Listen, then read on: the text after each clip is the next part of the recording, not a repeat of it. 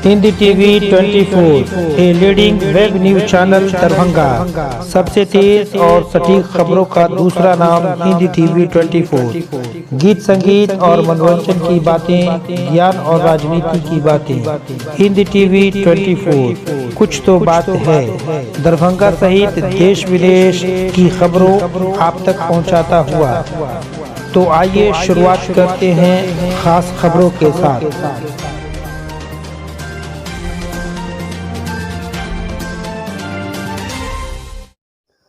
जिला औद्योगिक परिवर्तन योजना के तहत अप्रवासी कामगारों के पार्टनरशिप में लघु उद्योग खड़ा करने के लिए आज जिला के 3 नव उद्यमियों को शॉर्टलिस्ट किया गया, जिसमें मिथिला पेंटिंग आर्ट के क्षेत्र में कार्य कर रहे सृजन मिथिला दरभंगा के राजेश चौधरी, दरभंगा का प्रसिद्ध उत्पाद मखाना की पैकेजिंग एवं मार्केटिंग व्यवसाय से जुड़े जयंतीपुर अलीनगर के आतिश झा एवं पेवर ब्लॉक निर्माण का कार्य करने वाली मनीगाछी के बिंदेश्वर राम के नाम शामिल हैं। जिलाधिकारी दरभंगा डॉक्टर त्यागराजन एसएम द्वारा आज जिला में लघु उद्योग खड़ा करने के इच्छुक उद्यमियों के साथ कार्यालय प्रकोष्ठ में एक बैठक कर उन लोगों को कार्य अनुभव, कार्य हेतु आधारभूत संरचना की उपलब्धता आदि की जानकारी लिया गया।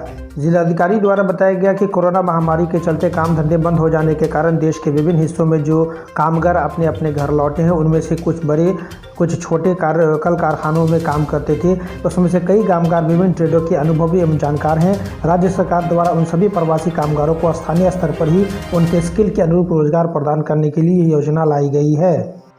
बैठक में उपस्थित उप विकास आयुक्त द्वारा बताया गया कि जिला औद्योगिक नव प्रवर्तन योजना के तहत इच्छुक उद्यमी को पहले कम से कम 10 अप्रवासी कामगारों के साथ सोसाइटी एक्ट के तहत निबंधन कराना होगा। जिलाधिकारी द्वारा बताया गया कि शॉर्ट लिस्टेड उद्यमियों को डीपीआर का अध्ययन करने के उपरांत चयनित उद्यमियों को 10 लाख रुपया प्रोत्साहन राशि रिलीज किया जाएगा। Bureau report Hindi TV 24। Corona महामारी को लेकर के दरभंगा जिला के लिए सोमवार का दिन बहुत अच्छा नहीं रहा। सोमवार के दिन पूरे जिला में हायाघाट के एक आला अधिकारी सहित कुल 18 संक्रमित मरीजों की पहचान की गई। इसके बाद कोरोना संक्रमण मरीजों का आंकड़ा 300 का पार हो गया। अच्छी बात यह है कि कुल 25 लोग स्वस्थ होकर के घर भी लौट चुके हैं। सोमवार को मिले 18 नए मरीजों में बहादुरपुर प्रखंड में 5, अलीनगर प्रखंड में 6, बेनीपुर प्रखंड में 3, सदर और एवं कुशेश्वर स्थान प्रखंडों में 1-1 एवं डीएमसीएच के 2 कर्मी शामिल हैं। सभी नए कोरोना मरीजों को डीएमसीएच के आइसोलेशन वार्ड में शिफ्ट कर दिया गया है। Bureau report Hindi TV 24। Dental and cosmetic care Darbhanga Mithilanchal का एकमात्र क्लिनिक जहां आप अपने मुख एवं दंत रोग के अलावा एस्थेटिक ट्रीटमेंट, फेस, बाल, स्किन एवं ब्यूटी का आधुनिक मशीन द्वारा इलाज किया जाता है। यहां के डॉक्टर नवा इमाम, जिन्हें हेल्थ केयर अवार्ड 2020 से सम्मानित भी किया गया है, और साथ ही साथ दरभंगा के एकमात्र डेंटल, फेशियल, एस्थेटिक एवं लेजर सर्जन हैं, जिन्होंने बहुत ही कम समय में अपना एक ऊंचा मकाम हासिल किया है। अगर आप खूबसूरत दिखना चाहते हैं तो आपके लिए एस्थेटिक ट्रीटमेंट वरदान साबित होगा। यहाँ उपलब्ध सुविधाएं सभी तरह की डेंटल सुविधाएं, फेस, बाल, स्किन, ब्यूटी ट्रीटमेंट, यहाँ परमानेंट फाउंडेशन, कील, मुहासे, छाई का इलाज, अनचाहे बालों को लेजर द्वारा हटाना, स्किन पॉलिशिंग, पीआरपी थेरेपी, गंजापन का इलाज और भी बहुत सारी सुविधाएं उपलब्ध हैं। यहाँ का पता डीएस कॉम्प्लेक्स नियर मिल्लत कॉलेज मोड़ दरभंगा। Mobile number 6203687130। आप ऑनलाइन अपॉइंटमेंट भी ले सकते हैं। उसके लिए www.dentalcosmeticare.in पर विजिट कर सकते हैं। Dental and cosmetic care Darbhanga. सोमवार को जन अधिकार पार्टी लोकतांत्रिक द्वारा दिन ब दिन और पेट्रोल की कीमतों में बढ़ोतरी को लेकर विरोध मार्च निकाला गया, जिसकी अध्यक्षता जिलाध्यक्ष पार्षद डॉक्टर अब्दुल सलाम खां और मुन्ना खां ने किया। यह विरोध मार्च फैजुल्ला खां के आवास स्थित जिला कार्यालय से बैलगाड़ी पर अर्धनग्न होकर विरोध प्रदर्शन शुरू किया गया। प्रदर्शन मौलागंज और राजकुमार होते हुए आयकर चौराहा तक पहुंचा, जहां एक पुरानी बाइक को जलाकर इसका विरोध जताया गया। इस विरोध प्रदर्शन में जिलाध्यक्ष जमुना खान के ने कहा कि पूरे विश्व में भारत ही एक ऐसा देश है जहां पेट्रोल का दाम डीजल से कम है। ऐसी निकम्मी सरकार जो सत्ता में आने के लिए पेट्रोल और गैस को अपना मुद्दा बनाया, आज ही वही सरकार अपने आप को असमर्थ बता रही है। फिर ऐसी सरकार का सत्ता में रहने का क्या औचित्य बनता है। उन्होंने कहा कि मैं सीधे तौर पर केंद्र सरकार से यह मांग करता हूं कि जो 2013-14 में कच्चे तेल के दाम थे, आज वही कच्चे तेल के दाम में प्रति बैरल वही है, तो फिर भारत की जनता को डीजल और पेट्रोल का दाम बढ़ाकर कैसे लिया जा रहा है। और ये सरकार धोखा है, ये सरकार धोखा है, ये सरकार धोखा है। पेट्रोल, डीजल, गैस ये सब पर महंगाई बढ़ा दिया है, इसको सस्ता करें। पैसा नहीं दे रहे। अब बाइक, मोटर, गाड़ी से अलग करके बैलगाड़ी पर ला दिया है। अब हम लोग के पास कोई रास्ता नहीं है कि हम लोग अपनी बाइकों को आग लगा दें, हम लोग अपनी बाइकों को आग लगा दें और खुद पैदल चलें या साइकिल पे चलें या बैलगाड़ी पे चलें। इसके अलावा हम लोग के पास कोई रास्ता नहीं है। इसीलिए हम लोगों ने, आप देख लीजिए, दुनिया में कहीं भी ऐसा नहीं है कि डीजल का दाम पेट्रोल से ज्यादा रहा हो, लेकिन हमारे देश में मोदी है, मुमकिन है। अरे भाई, मोदी जी हैं तो मुमकिन है, यही तो मुमकिन है कि डीजल का दाम पेट्रोल से ज्यादा हो गया। ये शर्म की बात है। केंद्र सरकार, शर्म करो, शर्म नहीं तो डूब मरो। जो सरकार किसान को लेकर, जो सरकार सेना को लेकर, जो सरकार अपने सीमा सुरक्षा को लेकर, जो सरकार पेट्रोल और डीजल को लेकर केंद्र में अपने सत्ता में आती है, आज वही सरकार अपने आप को असमर्थ बताती है। जो जब ये सत्ता में आई थी उस टाइम में डीजल का दाम क्या था, उस टाइम में पेट्रोल का दाम क्या था, और आज के डेट में डीजल का दाम 87 रुपए 33 पैसे है डीजल का दाम, और पेट्रोल का दाम सिर्फ 87 रुपए। बीजेपी वाले क्या बोलते हैं, प्रवक्ता, सिर्फ उनके लिए सिर्फ 87 रुपए हो सकता है, लेकिन एक गरीब के लिए 87 रुपए क्या होता है, उनके कुटिया में जाके पूछिए, हमसे पूछिए कि क्या होता है उस गरीब के लिए, जिनके पास में बैठता हूँ, जिनके पास में जाता हूँ। मैं केंद्र सरकार सिर्फ एक मांग करता हूँ कि अगर क्या आप वाकई सच्चे हैं, आप हर चीज मुमकिन करने वाले हैं, तो जो 2014 में जो पेट्रोल का दाम था, जो डीजल का दाम था, अब वही दाम ला दें। मैं आपका आभार व्यक्त करूंगा, नहीं तो इसका विरोध और कड़े तरीके से करूंगा, और जन अधिकार पार्टी लोकतांत्रिक इसका विरोध हमेशा करती रहेगी। सोमवार दिनांक 29 जून को सुबह 11 बजे मिर्जापुर लालबाग होटल जानकी पैलेस में आम आदमी पार्टी की दरभंगा इकाई द्वारा एक प्रेस कॉन्फ्रेंस का आयोजन किया गया था, जिसमें मुख्य वक्ता पार्टी के प्रदेश उपाध्यक्ष एवं अध्यक्ष अंगेश कुमार तथा बिहार प्रदेश संगठन सचिव सह उपाध्यक्ष पंकज प्रियदर्शी मौजूद थे।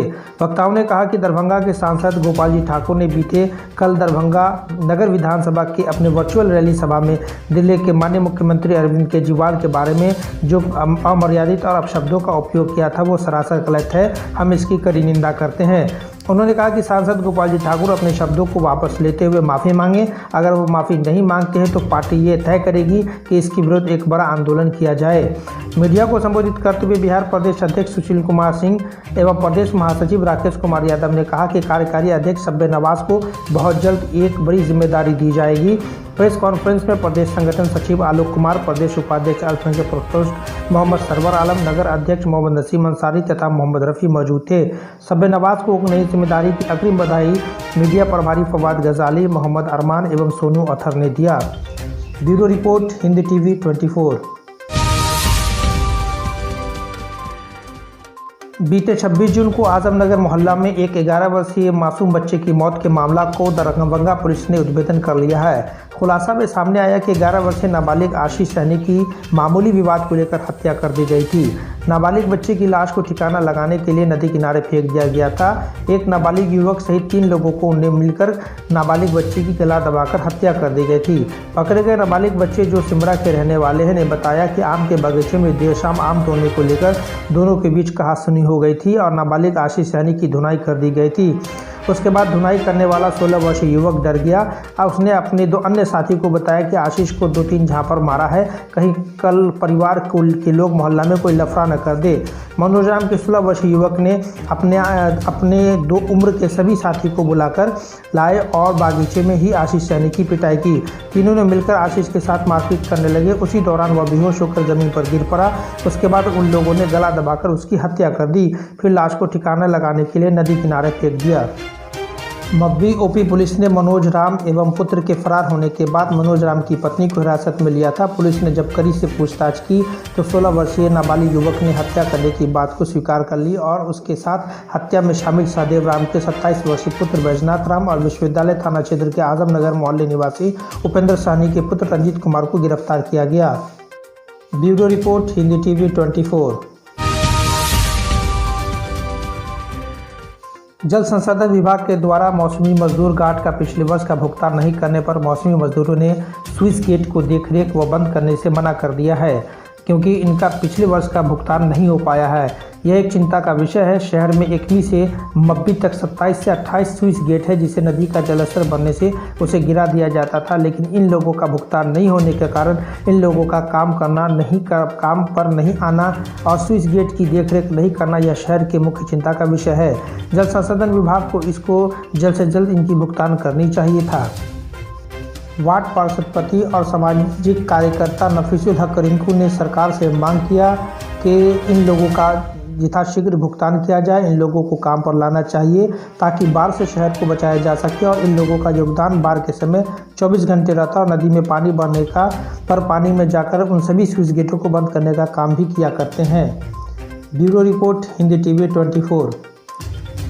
पर साल हम लोग ड्यूटी किया था, समझा। ये शहर को हम लोग बचाया और रात में 12 बजे 1 बजे पब्लिक हम ही लोग को तंग करता है। साहब लोग को तो तंग करता नहीं है, समझता है कि ये लोग पुराना ड्यूटी करने वाला आदमी है। और उसके बाद में जो है गाली सुन के बात सुन करके रात हो ब्यार हो, रात में जा करके डुब्बी मारना पड़ता है, हैंड पैप खुल जाता है, उसको शहर को जो है बचाते हैं। और आगे दफे जो हम लोग ड्यूटी किया था, आज दे रहे हैं, कल दे रहे हैं, परसों दे रहे हैं, ये पैसा नहीं मिला। दूसरी बात है कि ये कल परसों में ये पटना से अफसर आए थे, चीफ इंजीनियर आए, उसके बाद में उनके सामने में जो है वो चारों तरफ घूमे, उनके सामने बोली कि ठीक है वो पैसा मिल जाएगा। जब वो चले गए पटना तो उसके बाद में आप क्या बोल रहे हैं कि हम नहीं जानते हैं ड्यूटी करना ना करना है तो तुम लोग अपना समझो।